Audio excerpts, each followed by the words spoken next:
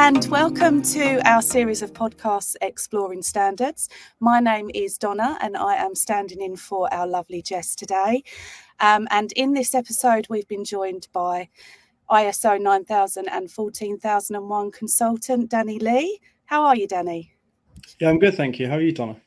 Very good, thank you. Looking forward to sharing this episode with you and hearing about your career with the RAF and, well, I guess how that's put you where you are now and working with the compliance and ISO industry. So let's kick off the episode then, and I'll hand over to you, Danny, just to talk about your background and your career within the RAF. Thanks, Donna. So yeah, I've spent 15 years in the RAF working with cargo aircraft, fast jets, helicopters, both in the UK and overseas in different deployed locations. My career has seen me as an aviation fuel specialist, leading teams through the dispatch of dangerous goods under the Civilian and Military Aviation Authority, senior manager of logistics functions at RAF Tactical Medical Wing, both during COVID and Operation Pitin. Operation Pitin was the extraction of troops and civilians from Afghanistan. And more recently, as the quality manager for more than 130 military personnel, from very junior staff to senior executive teams. It's been extremely varied and it's certainly kept me on my toes. Wow, it sounds pretty impressive and highly responsible. Yeah, very good, interesting. So really, what aspects of your RAF role then do you feel are relevant to the standards and compliance side of things? Yeah, so processes, procedures and practices are driven by compliance at all levels within the RAF. And throughout my career, I was responsible for maintaining the compliance standards. But as I moved up through the ranks, I become responsible for enforcing them. So we're governed, like I said, by the military and the Civilian Aviation Authority, amongst others. So standards must remain high in everything that we do. My most recent role would have the most significant relevance to the ISO standard, which was as a quality manager. Right. And as the quality manager, sitting on the board of squadron executives, I was responsible for numerous activities. So, for example, the coordination of high-level and high-risk process maps, generating and maintaining an audit schedule for more than 30 high-risk processes, leading a team of more than 20 military personnel to complete first-party internal audits on those high-risk processes.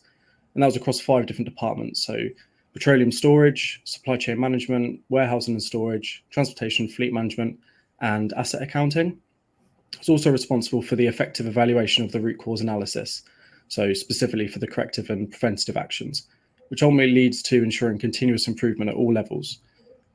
Finally, coordinating the full investigation of quality occurrences, which have the potential to have significant consequences if not conducted effectively. And that's, especially important when it comes to keeping aircraft operational. Very important, yeah. I mean, it seems pretty obvious, really, an obvious career choice. But the next question is to ask you why you chose the consultancy side of things after leaving the RAF. Yeah, so I spent almost 2 years as the quality manager, and I found myself really attracted to the procedural nature of the role. So I enjoyed helping different departments identify their core risks to output, addressing areas that required triage and assisting them with getting to the root cause of what the issues that they actually faced. So not only did this reduce the likelihood of non-conforming outputs, but also significantly improve their ability to function as a team without, rectification hurdles. And it's fair to say that helping others has always been a core of what I've stood for as both a leader and a manager. Becoming a consultant allows me the freedom to work with and assist many organizations of all sizes. So, different industries, different customer bases, and more importantly, different challenges. Yeah. And I believe that, even the smallest businesses can produce the same level of quality as the global giants. And if I can be a part of their journey towards that goal, then I know that the consultancy life is right for me. Yeah, no, that's great. It is very varied, very different focus. So yeah, going into different organisations is interesting, and you get a feel for lots of different business spaces. So yeah, let's look at ask what steps you've taken really to make this happen for you. Because it is, although it sounds like there are so many crossovers, like it seems like a natural choice of career after those roles that you've had in the RAF. But what have you done to kind of make that happen for you? Yeah, so it's been a bit of a whirlwind, to be honest. So I've completed the ISO 9001 and 14001 lead auditor training, and Perfect. that was IRCA and CQI. So it's at the right standard. I've applied for and have been awarded practitioner status with the Chartered Quality Institute, which was a sort of really proud moment as I was leaving. And then, setting up the company. So creating a limited company so I can, conduct freelance consultancy activities, create a website, assigned an accountant to my company, learn how to network on LinkedIn, and obviously more importantly, and more recently, networking at the Shard during one of Ascent's seminars, which was really good to do. That was fun. Yeah, definitely. I've onboarded with yourselves at Ascent and another large consultancy company. Lovely. I'm in the process of onboarding with a UCAS accredited certification body, and I've got a date in the diary to meet with another one next month. So I'm hoping that I can get on board with those guys too.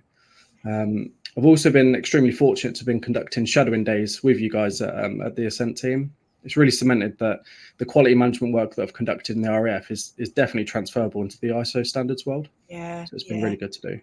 No, that's brilliant. Yeah. So it sounds like you've hit the ground running, Danny, and certainly made yourself busy in that period of transition. So, yeah.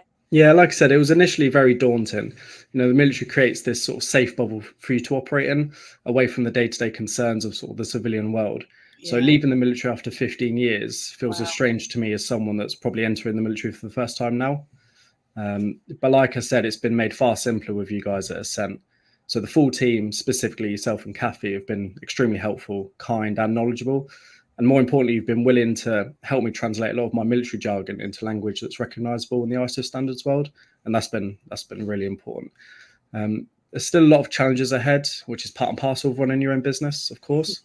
But with the contacts I've made and the things that I have in place, and those that are on the near horizon, I'm confident that I can deliver an exceptional service to the clients I've got lined up and those that are waiting in the wings. Yeah, I feel pretty confident about that as well, Danny. You've been an absolute pleasure to work with and on board for us at Ascent. So, yeah, looking forward to working together more in the future for sure. So, looking at the skills that you've taken from the RAF, and you have talked about some of those. What main ones stand out for you as the biggest transferable ones for the consultancy world? Yeah, so there's probably more that I can list than we actually have time for on this podcast. I've Yeah. highlighted 4 that are like the most important to me as a consultant, although there's a lot more out there. So my first one I'd say is communication skills. So we're often in locations around the world that we've never been to before, with people that are often frightened and require our help. So having the ability to remain calm in those situations and communicate effectively can be the difference between conflicts and resolution. And I see that, being the case in the consultancy world, just obviously on a completely different level. Second is pride in both, appearance and the work we produce and the way in which we present ourselves, which is exactly what I'd expect if I was hiring a professional consultant. I'd expect that pride in the consultant. Third is time management. So there are 2 sayings in the military that will always stick with me: hurry up and wait, and always be 5 minutes early for the 5-minute rule. And in the military, it's because we operate like clockwork. And in the civilian world, obviously, it's because time is money. And the last one is resilience. So we've been trained to be anywhere, to do anything, and to do it with full commitment. And plans change and life happens. And the key to it all is having robust systems and processes in place so that in the likely event of an unlikely event, you can always be ready to pivot. And that's important to me, not only in my line of work as a business owner and a father, but also as a consultant adjusting to the challenges faced by my clients. So they're the 4 main points, I'd say.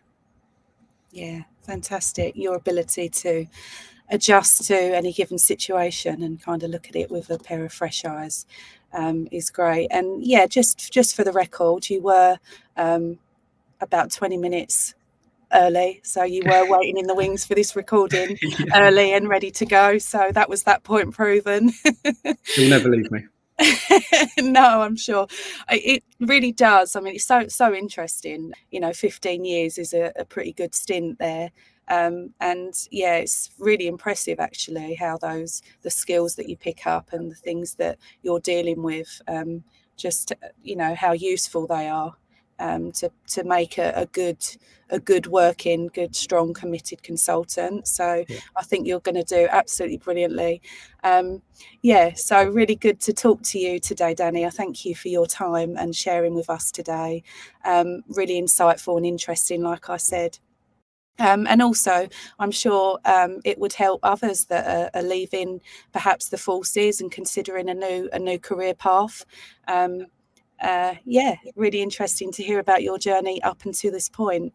So who knows, we may speak to you again in the near future, and maybe a different subject. Look forward to that. If you have enjoyed this episode and listening to us having a chat, please do leave a comment or put a thumbs up. That would really help. So thank you very much. Until next time, goodbye everyone. Have a good day.